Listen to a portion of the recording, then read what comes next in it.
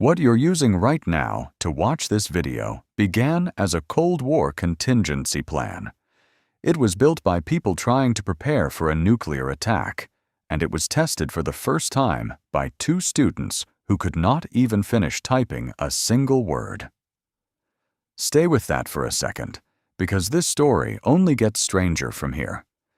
50 years ago, the entire internet was 4 computers that could barely talk to each other without crashing. In October 1969, researchers at UCLA tried to send the word login to a computer at the Stanford Research Institute, 350 miles away. The system crashed after 2 letters. The first message ever sent across the internet was L-O, and then nothing. So technically, the internet opened with the word L-O, like an accidental greeting nobody planned. That crash happened over a network called ARPANET, built by the research arm of the U.S. Department of Defense to link exactly 4 university computers.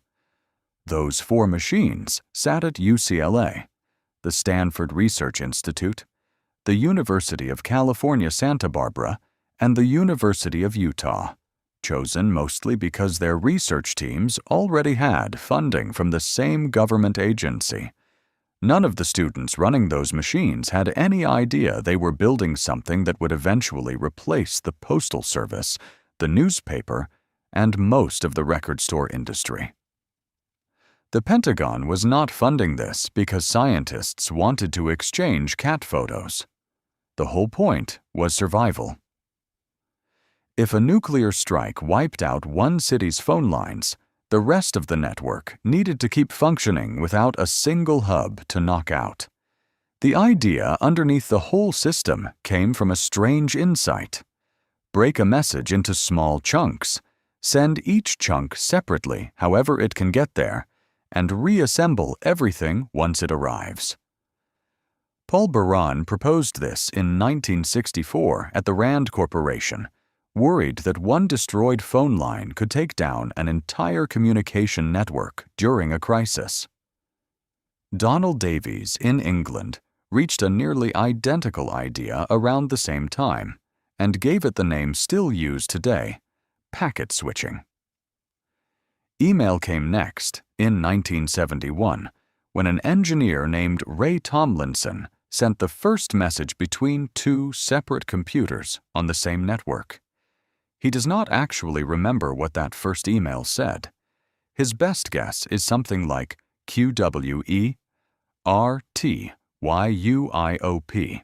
since that's what programmers typed to check whether a keyboard worked at all. The most important message in the history of digital communication may have been complete nonsense. Tomlinson picked the symbol at to separate a username from a machine name, mainly because it was the one keyboard symbol not already used in anyone's name. Before 1971, it mostly showed up on price tags. 6 eggs at $2, that sort of thing. By 1983, the growing network adopted a shared language called TCP/IP,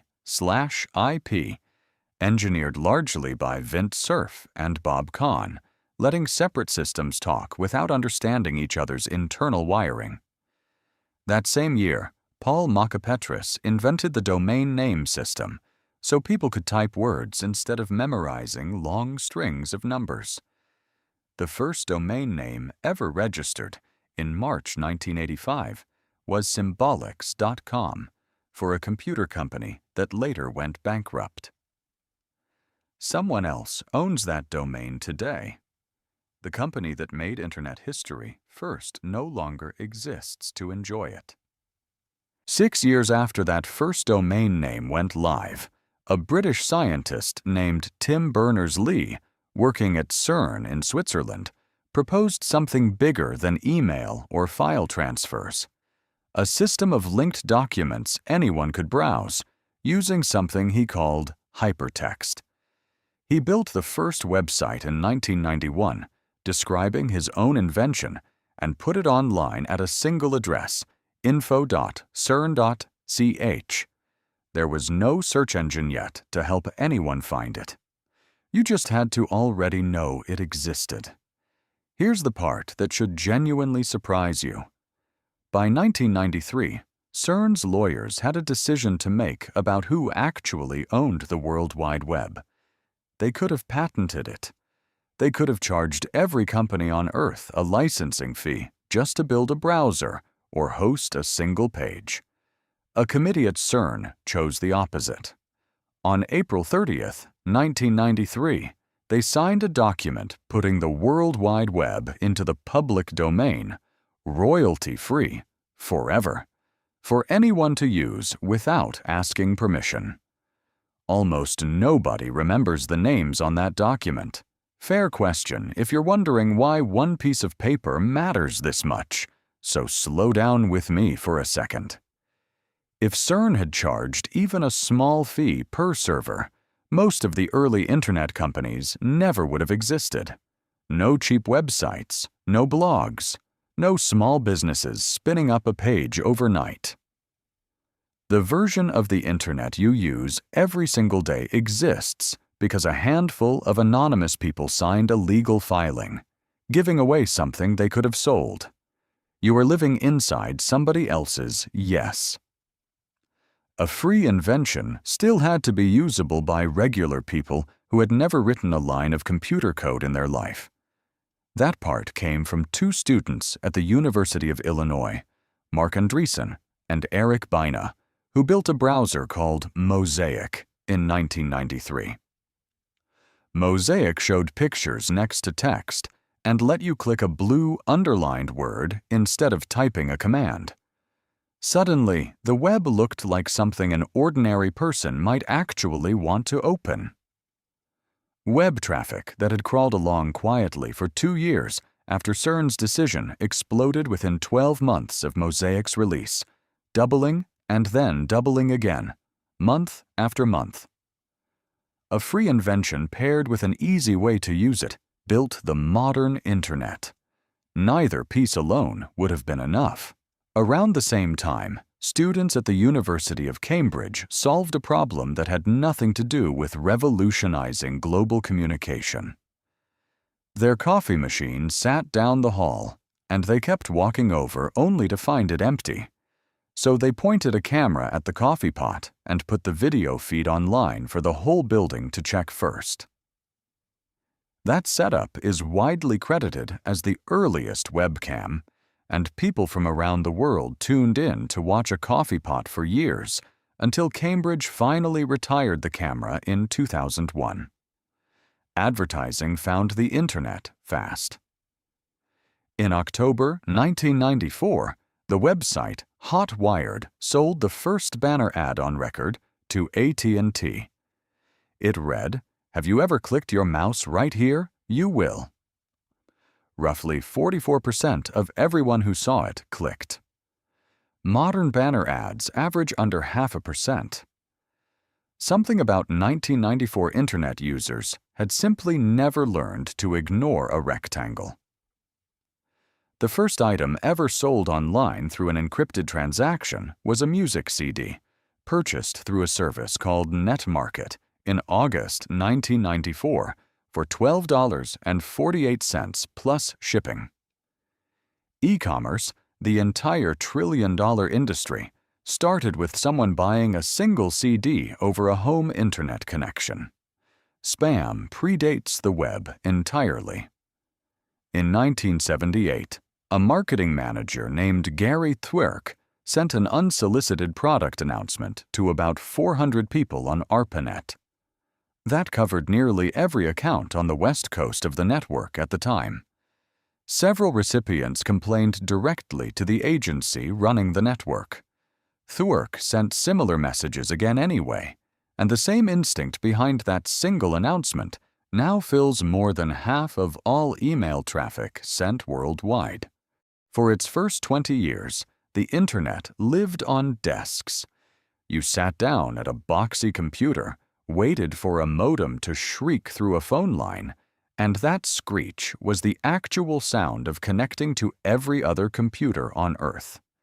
That screeching modem sound was so recognizable that entire generations can still hum it from memory, whether they wanted to or not. Then, in 2007, a phone came out that put a version of that same network into a pocket. Within a decade, more people were reaching the internet through a phone screen than through anything that plugged into a wall. The 4 computers from 1969 had become billions of tiny ones, carried around in pockets, purses, and back seats, most of them more powerful than every computer that existed on the planet the day ARPANET switched on. In 1995, when the web still felt experimental to most people, roughly 16 million humans were online, well under 1% of the planet. 10 years later, that number passed 1 billion.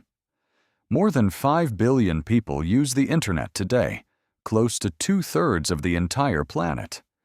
Every one of them is standing on the same handful of accidents and decisions. A failed login that stopped at 2 letters. A packet-switching idea that came from fear of nuclear war. A camera pointed at a coffee pot because nobody wanted to walk down an empty hallway. And one unpaid decision made by people whose names most of us will never learn, to give away the biggest invention of the century instead of selling it. I know how that sounds. It's true anyway. None of it was inevitable. At almost every step, someone could have chosen the closed version instead of the open one, the expensive path instead of the free one, the private hallway instead of the shared camera. At every one of those steps, they chose otherwise. Every message you send today depends on somebody's mistake, somebody's shortcut, and somebody's decision to give something away instead of selling it. Those are the real reasons any of it works, built from choices somebody had to make. Somewhere right now, someone is sending a message to a person they have never met, on a system built from a crashed login, a shared coffee pot, and a legal document almost nobody remembers signing. That message will arrive in under a second, and almost nobody sending it will ever stop to wonder why any of it works at all. Maybe that's the actual lesson sitting underneath 50 years of accidents and quiet decisions. The biggest things humans build rarely announce themselves as history while they're happening. They look, at the time, like a broken login, an empty hallway, or a piece of paper nobody wanted to read twice. The internet was never really built to connect machines. It came, piece by accidental piece, from people who kept choosing to share instead of hoard, long before anyone called it history.